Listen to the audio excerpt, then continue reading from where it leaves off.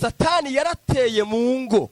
Iyo utariga kubabarira umugore wawe cyangwa utariga kubabarira umugabo wawe mu buryo bwo kumubakira ku Mana, uzokwamurongora abagore, uzokwamuja mu zindi ngo. Umugore wo hanze nagomba kubabwira n'ukuri nta rukundo azagira. Umugore wo hanze nta rukundo agira. Umugore wo hanze nta n'impuhwe agira. Umugore wo hanze n'umujura.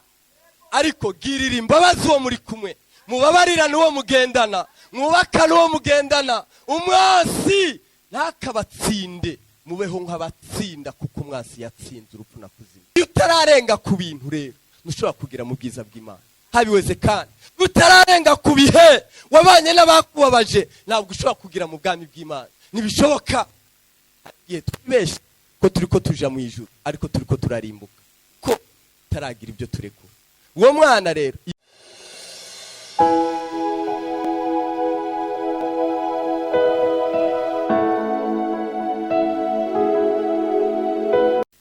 nagomba ndabasabe, nta muntu yemerewe ibi by'uruza n'uruza. Mwicare mutuze, ndabizi ko muri abana beza. Kamera ntize muca muri kamera mugenda mugaruka, sibyo? Mutuze. Mwabyemeye? Bikubitira Imana amashyi mwabyemeye. Mwicare mugubwe neza. Reka dusome ijambo ry'Imana.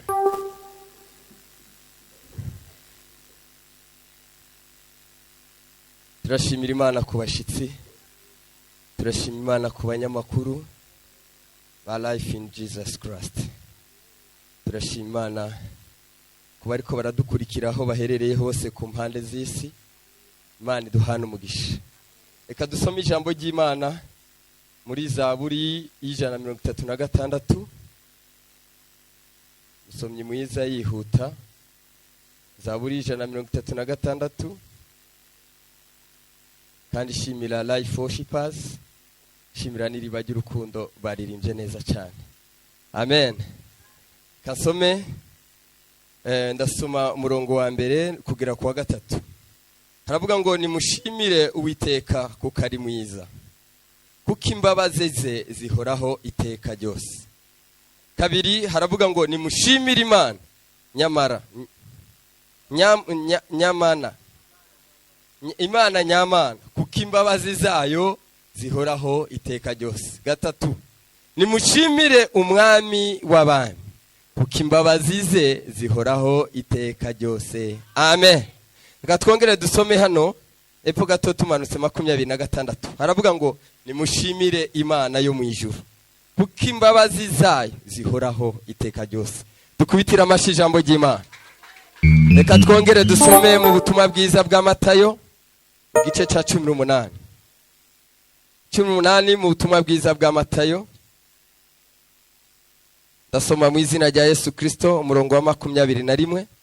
Haravuga ngo nuko Petero aramwegera aramubaza ati, databuja, mwene data nangirira nabi nzamubarira kangahe? Ngerageze 7. Yesu aramusubiza ati,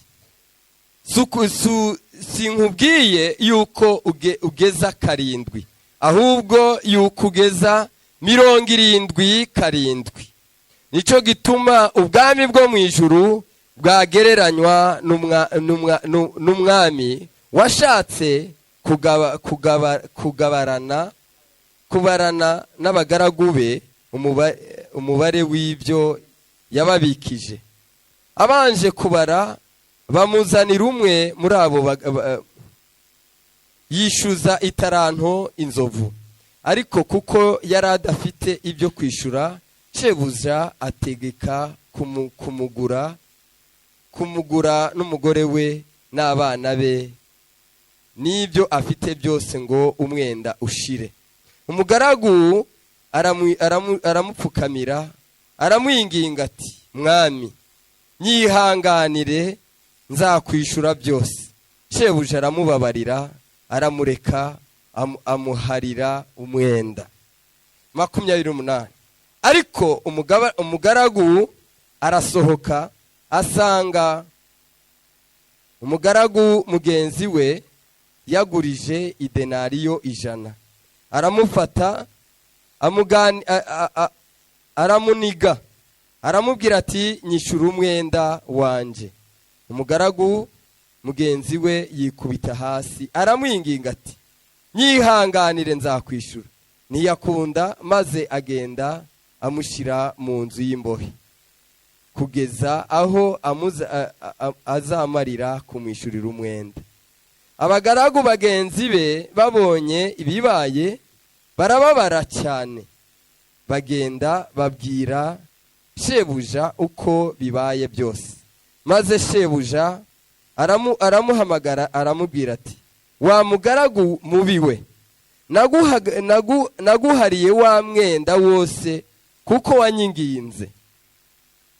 Nawe ntiwari ukwiye kubabarira mugenzi wawe nk'uko nakubabariye? Shebuja ararakara, amuha abasirikare kugeza aho azamarira kwishyura umwenda we wose. Iryo ni ijambo ry'Imana. Haleluya. Uyu munsi tugiye kwiga ijambo Imana yampaye, agaciro ko kubabarira nk'abana b'Imana. Haleluya. Agaciro ko kubabarira. Ikintu cya mbere ngomba kubabwira, Imana ikiturema yaturemye mu ishusho yayo. Iturema ifise ubwiza bwayo, kuko Imana yitwa rukundo, Imana yitwa mbabazi, Imana yitwa buntu. Ibyo byose ikiturema yarabituremanye. Amen. Ariko umwansi amaze gutera mu isi, abibugwango, abibishari, abibubi bwose bukurira mu muntu. Ariko Imana kuko yakunze uwayo, ntiyigeze yemera yuko uwayo ashobora kurimbuka. Nuko muri icyo gihe cyabaye, yatumye umwana wayo, itanga ubutunzi bwayo, itanga umugabane wayo, itanga umunezero wayo, kugira ishobore kugarura ubwiza bwa mbere yari yarahaye umwana wayo. Haleluya. Araza aradupfira, amaze kudupfira urupfu rwo ku musaraba, ariko yongera kuduha agakiza, aradutsindanishiriza. Imana ishimwe cyane. Ariko icyo ngomba kubabwira ni iki: uyu munsi data yantumye ngo ugire kubabarira mu mutima wawe. Kubabarira, agaciro ko kubabarira nk'umwana w'Imana. Amen. Twabaye abana b'Imana ryari? Twabaye abana b'Imana mu gihe twakira Yesu n'umwami n'umukiza. Nibyo ijambo ry'Imana rirabitubwira. Yaraje mubi ariko ntibamwemera, ariko aza mubi ariko ngo abamwakiriye bose yabahaye ububasha n'ubushobozi bwo gucika abana b'Imana. Ngo abo ntabwo babyawe n'umubiri cyangwa ubushake bw'umugabo cyangwa umugore, ngo abo babyawe n'Imana. Haleluya. Ariko umwansi yarahari. Abo bana b'Imana twaje muri ubwo bwami, turazi iyo ntambwe ibi ya mbere, ariko tuzana na za kamere, tuzira no muri yasi, twuzuye bya bintu, ariko tunezerewe gusa no kwakira umukiza. Ntabwo byarangiriye aho. Haleluya. Ijambo ry'Imana Paulo aratubwira ngo twakijijwe kubw'ubuntu, kubwo kwizera Yesu Kristo, ariko ntabwo byarangiriye aho. Imana ishimwe cyane. Imbabazi rero, imbabazi niki? Twabanje kubabarirwa ubwa mbere, turaba kurimbuka. Umwami Yesu Kristo we yatubwiye ngo tumwigireho, twame tumwigiraho ngo tugendere mu birenge by'abatubanjirije. Imana ishimwe cyane. Yaje yitwa mbabazi. Nta cyaha na kimwe data wo mu ijuru adashobora kubabarira. Ni nacyo gituma n'umwana wiwe, n'umuntu wiwe, n'umugaragu wiwe, n'uwo yatumye wese, nta kintu na kimwe adakwiye kubabarira akiri muri iyi si. Imana ishimwe cyane. Itubabaza ni byinshi. Abantu baratubabaza, isi iratubabaza, kandi hariho abadukomerekeje, hari n'abadutaye, ariko kugira tuze tugere mu bwami bw'Imana, tuze tugere muri wa munezero ijuru ritanga, nuko turenga ibyo byose, tukabirenga, tukaba nk'abana bato. Imana ishimwe cyane. Umwana muto uramukubita kandi ukamubabaza, ariko akanya gatoya aragaruka kandi anezerewe, akongera akakwita papa, akongera akakwita mama, gatoya akabyibagira. Imana ishimwe cyane. Natwe niko bikwiye kuba. Niko Yesu Kristo yavuze ngo ubwami bw'Imana bushushanywa n'umwana mutoya. Nukuvuga umwana muto uko yibagira akanya gato, natwe niko dukwiye kwibagira akanya gato, kugira tuze dusingire bwa bwiza data yaduteguriye mu gihugu cyo mu ijuru. Yemwe nshuti z'umusaraba, haba hani mwogo ndetse n'abandi bariko baradukurikira aho baherereye hose. Ubwami bwo mu ijuru busaba gukirana. Iyo tuvuze gukiranuka haba hariho gukirana. Dukirana n'abantu, abantu bambaye iyindi shusho ya Satani. Nta muntu mubi abaho, ariko Satani yateye umuntu, ariko umuntu akaba mubi. Ariko jewe nambiye ubwiza bw'Imana no kubanza kumenya iyo shusho. Umuntu yambaye ishusho ki? N'umuntu yatumwe nande, ariko simba utsindwa. Name nduwutsinda muri ibyo bihe byose. Ijuru ntabwo rijamo abantu bavuga ngo twararirimbye cyane, ngo nuko nabwirije cyane nzoja mu ijuru. Siko bimeze. Ijuru ntabwo tuzorijamo ngo nuko twahanuye cyane. Oya, ijuru ntabwo twarige ngo nuko turabinginzi twuzura umwuka. Oya, ariko ijuru tuzorijamo kuko twakiranye n'ibyo bintu byose byotuma twiyambura ubwiza bw'Imana, ariko tukagera igihe tugaragaza ubutsinzi bw'Imana ku buzima bwacu. Imana ishimwe cyane. Umuntu atsinda ryari? Azotsinda ryari? Tsinda ikigeragezo, ariko icyo kigeragezo kiba kije kunezeza umubiri, ariko kitandukanya n'ubwiza bw'Imana. Icyo ndagitsinze rero, ijuru riranezerwa rikavuga ngo umwana wanje nkunda cyane. Yaririmbye ndanezerwa, yabwirije ndanezerwa. Uko wavuze ngo urafashwa, buriya gufashwa umuntu nanje iyo ndafashwa iyo ndiko nabwiriza. Ibyo ubwiriza utarabanza kubanza ngo bigufashe, ntuze wigera uvuga, banze bikwigishe wonyine. Nico gituma nama ndababwira no namashaka canke ndetse n'abandi, bwiriza ibyo ushoboye gukora. Gira iyo shusho yuri, geragaza icuri muri iyo shusho. Nimba uvuze urukundo barukurebemo bavuga ngo ufite urukundo, bavuze ngo ugira imbabazi babikurebemo babone izo mbabazi, bavuze yuko wigisha impuhwe babone izo mpuhwe kuzifite. Naya handi Yesu Kristo cyavuze ngo ni indyarya. Indyarya ntabwo ari babandi tuzi gusa. Indyarya ni babandi babwiriza, ni twebwe tubwiriza, ni twebwe duhanura, ariko tudahagaze mu byo duhanura. Natwe turi indyarya. Ariko nagomba kukubwira imbabazi z'Imana. Haleluya. Umuntu ababarira iki? Umuntu ababarira ikintu umuntu yamubabaje, akababaza ikintu cyababaje umutima wiwe. Wenda urababara kuko bagutwaye ibintu byawe, urababara kuko bagutwaye abantu bawe, urababara kuko bagutwaye imitungo yawe, urababara kuko bagukuye muri gakondo yawe. Ariko rero iyo ushaka kugira uzubohoke mu mutima, yugira ngo uzongere ugere mu bwami bw'Imana, nuko ubanza ku ibyo byose ubyireka, kandi ibyo byose ugaheba. Imana ishimwe cyane. Ukidaditse kuvuga ngo bagutwaye isambu, usenga hano ukaba wuzura umwuka w'Imana, washika hahantu. Reka ndababwira ikintu kimwe, uzi yuko umuntu ataragira imbabazi, hari ubukwe atajamo, areka kuja bukwe kubera azi yuko muri ubwo bukwe aza gusangayo umuntu yamugiriye nabi. Ubwo bukwe akareka kubujamo kubera icyo kintu cyonyine. Haleluya. Uzi yuko umuntu atararekura mu mutima wiwe, uzumva yuko hariho nk'umuntu woja gusengera urugero. Abakozi b'Imana, reka mvuga abakozi b'Imana, ukumva Imana igutumye gusengera umuntu, iyo mpano yarayiguhaye gusengera abantu, ariko kuko uwo muntu uzi icyo mupfa, ukumva ntiwoja kumusengera. Ukumva woja gusengera mu mudugudu wa Bisasa, ariko mu mudugudu wa Gitaraga ntuje, kuko hariyo uwo wita yuko yakugiriye nabi. Nagomba nkubwira uyu munsi, umwansi ufise ni Satani, kandi Satani uwo yamuteye nawe ntagutere. Oya, nagutere Satani. Nimba yaratsinzwe umuntu, wowe ntugatsindwe muri ubwo buryo. Ndakwinginze ntutsindwe. Kugira uzubabarere nukurekura ibyo byose ukabirekura. Imana idufashe cyane. Haleluya. Imbogamizi tugira muri ibyo bihe rero, imbogamizi nuko ibihe biza bitwibutsa umuntu twabaye. Haleluya.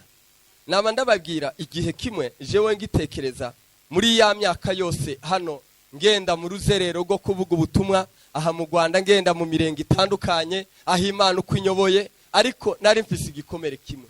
Icyo gikomere nari ndagifite kandi ku muntu nkunda, ariko kandi narahiranye yuko tuzobana nawe ubuzima bwose, kandi tuzotandukanwa n'urupfu ari oriyora. Ariko nkabamenya ikintu cyambere, nagiye ntahura yuko ari ishure ryanje. uriyore yari kariga igiwe nanje nariko ndiga ijyanje. Aho ngeze nashobora kuba notumirwa kuvuga ubutumwa, ariko nkagenda afite igihanda kimbabaje mutima wanje, nkagenda yambwiye amagambo akomeye cyane. Kumbure muri ico gihe yabura kawunga, afite umugabo ari wo kuyimurungikira, wo kuyimwohereza, akaba yimburiyeho antuka yuko ntari umugabo. Haleluya. Ariko nashika ku gatuti navuga ngo mfise umugore mwiza. Haleluya. Bigaragara ni ikirere jewe namaze kwakira izo mbabazi, maze kumwakuzakira, mbarira umuntu naranamugeraho, ariko namugeraho ngatekereza ikintu cyo mugarura umutima wiwe, kingarura kandi kikamusha mu murongo w'ibyo nizeye. Imana ishimwe cyane. Imana rero izibona umutima wateguye kurekura, umutima wateguye gusubiza umuntu mu muryango, umutima wateguye gusubiza umuntu mu muco w'Imana. Uwo mutima Imana ikawutegura kandi ikawucira inzira. Haleluya. Iteka ryose umuntu atarababarira yamana agahinda. Iteka ryose umuntu atararekura ntabwo yigeragira amahoro. Iteka ryose umuntu atarababarira ntabwo yigeragira urukundo rwuzuye. Turabesha. Iteka umuntu atarababarira ntabwo azovuga ngo yinjiye mu ijuru rya Yesu Kristo. Oya, ibyo ntabwo azorijamo. Imana ishimwe cyane. Reka duhe data we. Reka ndabaha urugero rutoya. Reka dufate umuntu yoba yarababajwe na gakuru nasomye aha. Umuntu yababajwe arababazwa asiga ise wiwe ngo yari yarubatse, yubaka munsi asigaye izahabu mu nzu. Ariko nyirasenge wiwe, haleluya, nyirasenge wiwe icyo gihe uwo se wabo bana yari yarashakiye abana biwe pe, ariko ubwo butunzi ntabwo yigeze aberekaho buri. Yari yaranyegeje zahabu munsi y'isima yayubakiyeho. Imana dufashe cyane. Ariko nyirasenge ngo mu icyo gihe arogase, kandi umwana yarabibona aramwica. Amaze kumwica mu icyo gihe umwana akorana agahinda, aja muri korale afite agahinda. Inasenge ntabwo babana, ariko akatangura kuvuga yuko atoja kureba inasenge. Cyambere amuzi nk'umwicanyi yamukuye umunezero wase n'umunezero ababyeyi biwe atabagifite. Muri icyo gihe ikintu cyabaye, Imana kumubwira ngo rekura umutima wawe, umugisha wawe ndawufite kandi uzobabera umugisha, ndetse na nyogosenga uzomubera umugisha. Imana itangura kumubwira. Ariko mu icyo gihe uwo mwana atangura kuba atariko senge yishe papa njewe no mubabarira. Ibyo ntabyo noshobora. Noneho Imana yamubwira ngo nanje nzinangira, uzosenga ninangira umutima wanje, uzosenga ninangira umutima wawe gushikure kuyu mutima wawe. Haleluya. Ngo umunsi umwe haza ubuntu bw'Imana bumuzaho, arameneka imbere y'Imana, ararira amarira, atangura gusengera inasenge yaroze papa wiwe. Avuga ngo Mana icoma ngongera ngasubira mu gikiriza mu gituza cyasenge cy'amasenge nanje nkanezera. Agitangura kumusengera, Imana itangura kumubwira ati rero ubutunzi so wawe yagize bwose ngiye kubukohereza, ngiye kubukwereka ubutunzi so wawe. Ubwo butunzi bwari buhishe utekereze munsi y'isima. Imana ituma imbeba zo mu nzu. Imbeba zo mu nzu. Imbeba zo mu nzu irazituma. Imbeba zizazicukura. Zaracukuye isima zirinjira, kuko yanejeje Imana. Za sima zizana kagatu karimo za zahabu. Ya mbeba zirazanaga agasashe bashize mu izahabu, irazana itera. Oh, haleluya.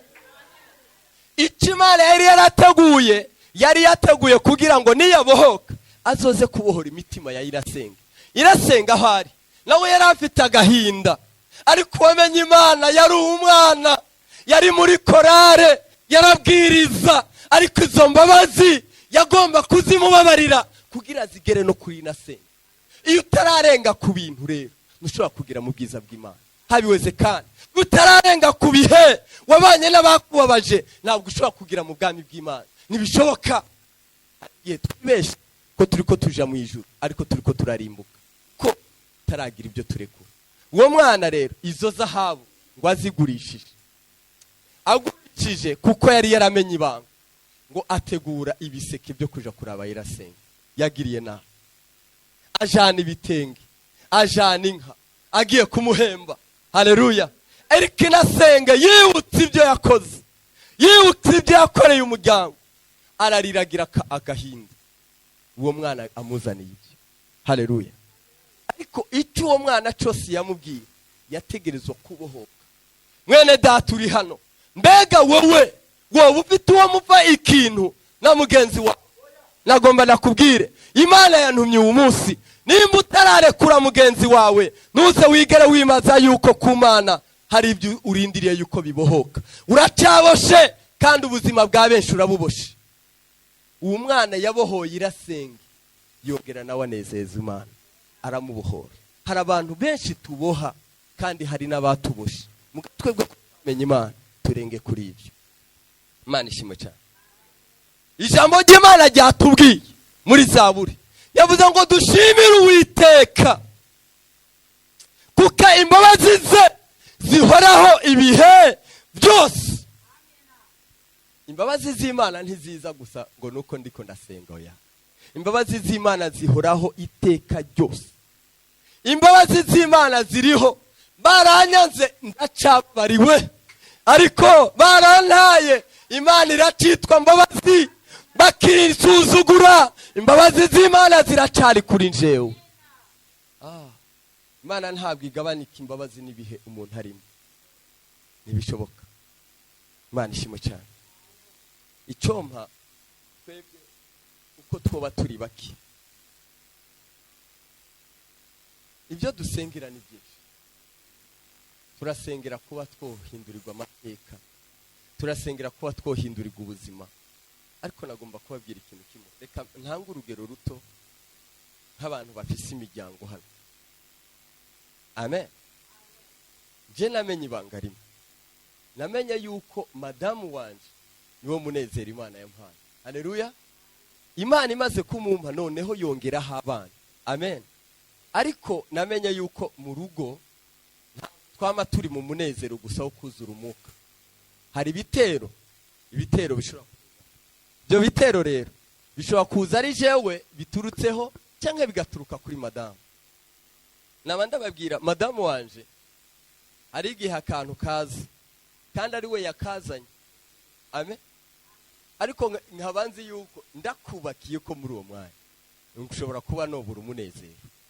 Ariko jewe iyo nakabonye ndatangira nkamwereka ndetse nkanamusaba n'imbabazi kugira ndamwereke rya kosa. Ntugati mbabarira sheri ibi bintu wakoze. Hagiye jewe nkora ikosa nama ndayibabwira. Sheri zikagabanuka iyo nakoze ikosa. Ntaba kinyita sheri, ntaba kinyita na pastori, ntanyita papa Joy, uzumva ngo eri arampinduka. Ariko iyo byahindutse arangarukaho. Icyo shaka kubabwira ni iki? Shaka kubabwira nubwo twoba tubana, Satani yarateye mu ngo. Iyo utariga kubabarira umugore wawe cyangwa utariga kubabarira umugabo wawe mu buryo bwo kumubakira ku Mana, uzokwamurongora abagore, uzokwamuja mu zindi ngo. Umugore wo hanze nagomba kubabwira n'ukuri nta rukundo azagira. Umugore wo hanze nta rukundo agira. Umugore wo hanze nta nimuwagira. Umugore wo hanze n'umujura. Ariko girira imbabazi uwo muri kumwe, mubabarira n'uwo mugendana, mwubaka n'uwo mugendana. Umwasi ntakabatsinde, mubeho nk'abatsinda kuko umwasi yatsinze urupfu na kuzimu kandi ari muri mwe. Imana ishimwe cyane. Haleluya. Ngiye gusoza ndababwiye Bibiliya Yesu Kristo yatubwiye ngo Petero, Zaburi yatubwiye yuko imbabazi z'Uhoraho z'Uwiteka ngo zisa n'imigezi itemba. Imigezi itemba, murabona imigezi itemba. Umugezi utemba ntutembeshwa ngo uhagarikwe n'ibihe, oya wamutemba. Murabona kabarari tugenda kubatirizayo tukaza kugira, kandi sinzi n'amazi n'imvura yarakamye, ariko kabarari tukomeza kuyavoma. Haleluya. Ariko urukundo rw'Imana gusa n'imigezi itemba, niko bitubwira. Ntabwo ziza zihera, ntizigirira aho zirangirira, ntizigira aho zitangira ntaho zirangirira. Nawe ufata ubuzima bwo kuba mu Mana, ufata ubuzima bwo kwitwa mbabazi, kubabarira umuntu utaranamugeraho, ndetse ugategura icyo kumukorera ataraza kukureba, ijuru ryarakubabariye kandi rizokugirira neza. Imana ishimwe cyane. Yesu Kristo rero Petero ngo aramubajije ngo mbega njewe umuntu yangiriye nabi no mubabarira kangahe? No mubabarira 7. Yesu aramubwiye ngo ya ntabwo ari 7 gusa ahubwo umubabarira 70 kuri 7 abari kumubabarira. Yongera amubwira ngo habayeho umugabo ngo yari afite abagaragu, ariko muri abo bagaragu ngumwe yaramufitiye umwenda, ariko ngo aragira igihe abasaba imyenda yabo. Ariko nguri wa mugaragu nawe yari afitiye hari uwundi yaramufitiye umwenda. Haleluya. Ariko ngo umushefu wabo aragenda aramusaba imbabazi ngo yaherutse uwo mwenda, arambwira ati kugira umwenda wawe uvemo nuko ndagutwara nkakugurana n'abawe n'amasambu yawe byose nkabitwara. Umugabo akubita amabiti n'ukuri nyakubahwa nabyo noshobora, ariko unyemere nzobyishura buke buke bizoza. Amen. Umugabo imbabazi ngo ziraza, aramubwira ngira uwo muntu yari amaze kuzura ubuntu bw'Imana nkawe uri kurankurikira muri umwana. Amen. Aravuga ngo ndakubabariye kandi ndanabiguhebeye. Uwo muntu urumva ukuntu abohotse mutima. Urumva uyu muntu aririmba indirimbo zimeze gute muri uwo mwanya? Tuvugisha ukuri bakubabariye nka 5,000,000. Amen. Twebwe hano mu rusengero wacu ngira uno mwanya ufite ubutunzi, mwebwe muratunze kandi mwebwe kuko nanje murantunze. Amen. Ariko dusipoze umuntu agufitiye 5,000,000 ufitiye nako warahinze biranka wibereyeho mu buhinzi, uwo muntu akakubwira ati ngiye kugufunga, none hakavuga ati rero umusabye imbabazi akubwiye ati izi 1,000,000 ndaziguhebeye n'umuryango genda uba amahoro. Amen. Umvo ico gihusi uryama gute? Urasinzira, urasenga amasengesho ukamenga ijuru ryakumvise. Haleluya. Urumva hari igihe wumva ijuru ko ritakumva, ariko ukumva ijuru ko ryafungutse ku bwawe. Ariko umugabo rero yababariwe ngo noneho Satani aciyazana nawe umufitiye ideni, avuga ati oye amufata mukani yibagiye imbabazi yagiriwe. Nawe ntiwibagire imbabazi wagiriwe n'Umwami Yesu Kristo, ntuzirengagize nawe ugire kubabarira. Aramubwira ati umva rero urampa amafaranga yanjye. Avuga ati nukuri kwa kundi yabwiye shebuja, avuga ati nyakubahwa nanje nzokwishura mbabarira ntayo mfite. Ngo aramuniga agomba kuba ngo amushira no muri gereza. We yababariwe ariko atamuri gereza. Muri ico gihe ngo amakuru agira ku noneho ntumye igisirikare kimufate, kuko uyu muntu ntabwo agira umutima. Aramubwira ati ariko njewe narakubabari, ariko wowe wananiwe kubabarira umuntu agusabye imbabazi. Kuki ukora ibyo bintu? Imana ishimwe cyane. Icyo nshaka kubabwira iki, n'ubu munsi wowe uri kurasenga uyu munsi, wowe uri kurabwiriza uyu munsi, twoba turi ko turahanura uyu munsi, niba utararekura umutima wawe, hariho kandi gereza igutegereye yo kuja muri Gehinomu. Rekura umutima wawe kugira uzosangira ubwiza mu ijuru n'abera. Haleluya. Wowe uri hano ufite abakubabaje, wowe uri hano ufite abo ugifitiye umutima mubi, ndashaka uhaguruke ngusengere kugira urekura umutima wawe, wongere ijuru rikunezerwe. Uhagarare ndagusengere. Haleluya. Niba ugifite umwansi hano, nakubwiye umwansi ni Satani. Niba ugifite umuntu utekereza nabi, ntugatekereze nabi, ijuru naryo rizokubona nk'ukuri njyajya kandi witwa ngo urasenga. Babarira, rekura, bohoka, niko nawe uzobohora umunezero wawe uva mu gihugu cyo mu ijuru. Ijuru rirera, Imana irera, igomba kugendana n'abantu bera, kandi nubwo turi mu isi irimo ibibazo tugomba kwama twezwa kuri gato na kanini. Yesu ari hafi, ari mu kuza. Hari igihe bavuga ngo imperuka, oya imperuka yawe ishobora kuba uyu munsi. Woja hehe niba utarababarira uwo muntu, nimba utaramubohora, nimba utarabohora uwo mutima w'uwo muntu, nimba utarabohoka wewe uzoja he? Gehinomu iragutegereje. Ariko uyu munsi wemeye ukarekura umutima wawe, ijuru rirakwakira. Uhaguruke ndagusengere. Wowe uri urahana. Nabonye umukunzi mwiza,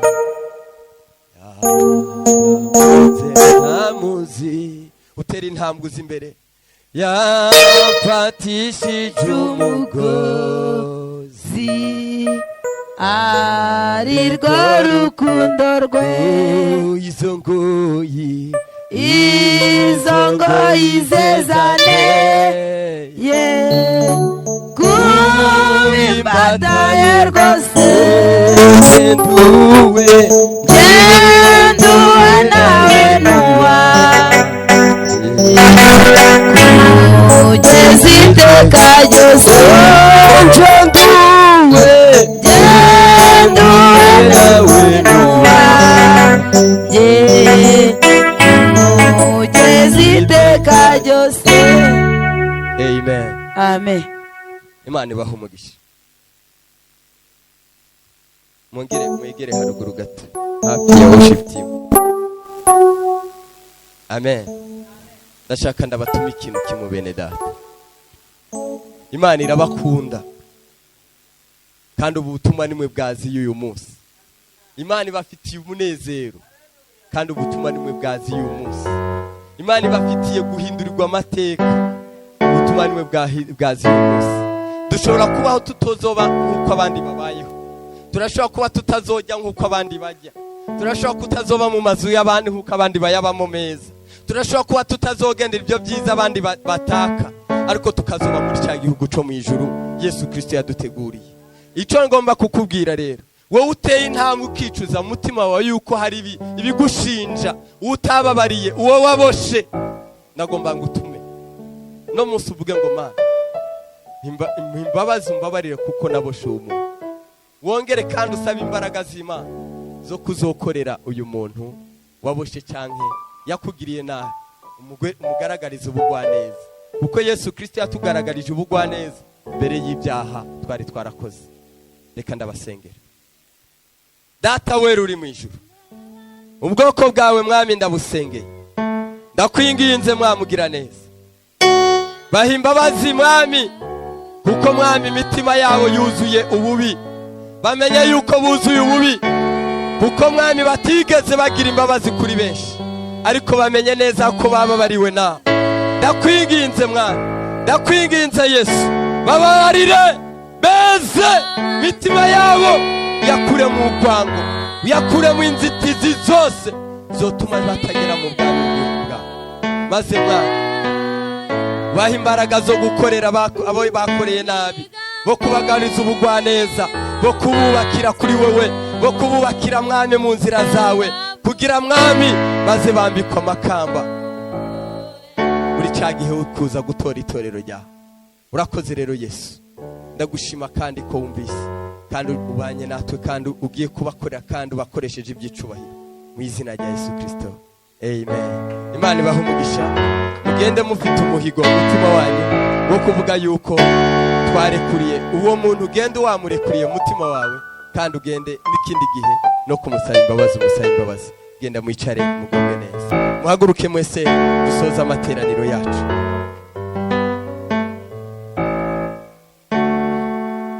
Amen.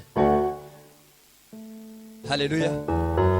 Ndashaka kugusengera, ndashaka ko dusengana, ndashaka ugira Imana uvuge ngo Mana nanje unyuzuza ubuntu bwawe, mu batoranijwe ndimo, mu bo wasigaje ndimo. Nagomba nkubwira ikindi kintu, nimba ufite amaguru bigakunda, ugifite umwuka ukagenda bigashoboka, ndetse waratijwe n'abana bigakunda, uracyari umunyamahirwe wo kubona ineza y'Imana. Icyo Imana yabiguhereye ngikire, yabiguhereye kugira ngo ibyo byose, yaba amaguru, yaba amaboko, yaba amaso, yaba ibyo byose, yaba amafaranga, yaba amasambu yaguhaye, yabiguhaye kugira ngo ize yuzuze isezerano ryayo mu isi ikoresheje ibyo bintu byose yaguhaye. Niba wabimenya rero, saba ubuntu bw'Imana bukubeko kugira ngo ibyo yateguye byose ukiri mu isi igukoresheje ibyuzuze. Ndagushima kuri Imana nziza, kandi ndagushima yuko Mwana witwa gitangaza. Mwana sabiye ubwoko bwawe Mwana kuzura ubuntu bwawe, kuzura ineza yawe, kuzura ubwiza bwawe, maze Data uri mu ijuru bamenye icyo wabasigarije mu isi, ariko aho bari hose mu nyifato ikugaragaze, ingendo ikugaragaze, imvugo ikugaragaze, mu inyambaro ikugaragaze, maze Data uri mu ijuru ibyo byose bikomeze gukururira abantu kuri wowe Yesu Kristo ubakoresheje. Abana babo umuco wabo wuzuremo, maze Data uri mu ijuru ukomeze kwigaragaza nk'uko bikwiye Mana. ndabasabiye umugisha mwana, sabiye umugisha bariko barankurikira kuri televiziyo, abariko barankurikira muri iri torero, mwamu bagirire neza, ububake, barekure, ubwiza bwawe babeko, ineza yawe babeko, ijuru ry'uruke ribane nabo, umunezero wataguriye abizeye bawugendere mu mana. Urakoze rero Yesu, ndagushima ko byumvise kandi uje gukorera kwibahisha, iby'icubahiro bibabemo mu izina rya Yesu Kristo, amen. Imana ikora biradutangaza, nta n'uwabimenye uko biri, ariko icyo zimu iby'Imana ishaka ariko biriye ariko icyo zimu iby'Imana ishaka ariko